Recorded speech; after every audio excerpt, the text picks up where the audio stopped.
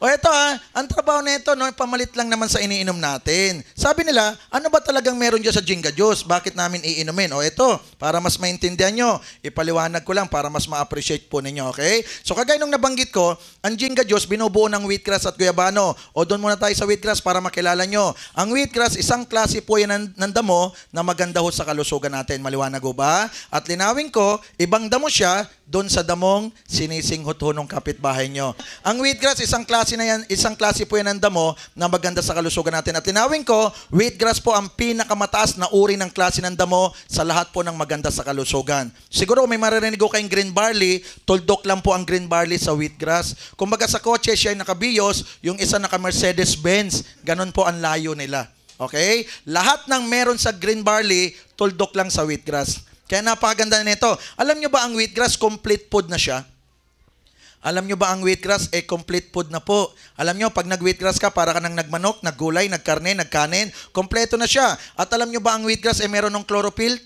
At alam nyo ba ang wheatgrass ay napakataas po ng oxygen yan, kaya ito maganda. Kung kayo po ay laging magte-take ng wheatgrass, laking tulong po yan sa mga ubo, sa sipon, sa lagnat, lung cancer, breast cancer, colon cancer, toxin, tumor, ulcer, constipation, diarrhea, obesity, bad breath, bleeding gums, marami pa. Okay? At ang maganda po sa wheatgrass, nag-increase po siya ng red blood cell natin. Kaya sa mga nadadengue, maganda ho ito. At ang maganda sa wheatgrass, nagre-restore ng fertility, nagpo-promote po ng youthfulness, naglo-lower ng blood pressure natin, nag-increase ng metabolism, higit sa lahat, anti-aging po ang wheatgrass. Alam nyo, ang tao pag nagkakaedad, tumatanda itsura. O mag-take kayo lagi ng wheatgrass, babata po kayo dito. Alam nyo, no, napakaganda ng wheatgrass at linawin ko, wala pong wheatgrass sa Pilipinas. Kami po ay umaangkat ng wheatgrass sa pinakamalaking supplier po ng wheatgrass sa buong mundo. Imported po ang wheatgrass Alam nyo, wheatgrass kilala sa buong mundo. Kilala sa Europe, kilala sa US, kilala sa Asia. Alam nyo, sa US, meron isang shot ng wheatgrass, 80 pesos, iinumin mo. Okay? At ang maganda, kilala na po ang wheatgrass. Pag narinig nila, yan na mismo yung pangalan .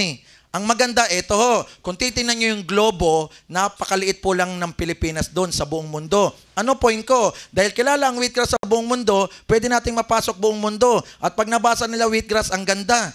Wala ka nang dapat ipaliwanag kasi alam na nila yan. Mahirap kung ang product mo ay gawa sa banabat, malunggay, daon ng sili, kulitis, ipapaliwanag mo pa yan. Kasi sa atin lang meron yan. At yan po, kung mapansin mo, pag ganyan po yung mga product, kino-convert pa sa scientific term para lang makilala nila. Tayo kilala ng wheatgrass, ganun kaganda ho ang wheatgrass, okay? Yung nga lang, hindi ganun kaklik kasi lasan damo at amoy damot. Alam nyo, para mag-click, eto ho ginawa namin.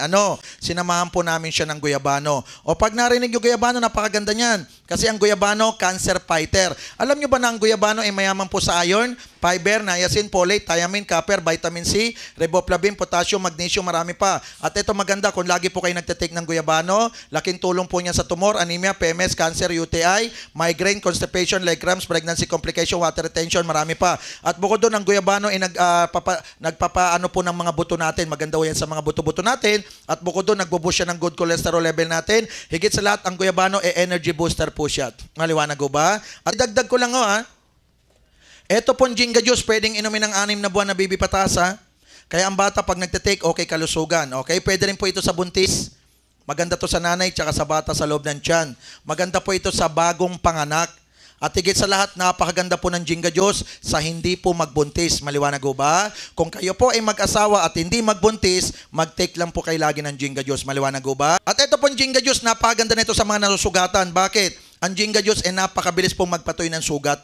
Mabilis po itong magpahilom ng sugat, kaya ito maganda. Kung meron kayong kakilalang mga nasesaryan, nabunutan ng ngipin, nasugatan, painumin nyo kagad ng Jinga Juice kasi mabilis magpahilom ng sugat. Maliwanag ko ba? 6 na buwan na baby, pwede ngang uminom kahit dalaga, pwede. Ito po ay walang overdose. Pwede nyo po itong laklakin, umaga, tanghali, hapon, gabi.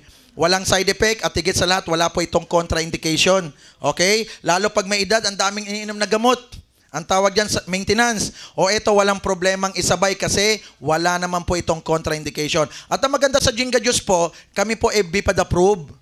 Halal approved sa mga kapatid nating Muslim, pwede po. At ang maganda, wino-workout na namin yung US Food and Drug para mapasok po natin yung ibang bansa. Ang maganda dito, ipapalit nyo lang naman sa mga iniinom natin. Kasi may kalusugan na, may kitaan pa. At ang maganda, kung kayo po ay mapupunta sa main office namin, ang bilis mang-engganyo doon. Ang main office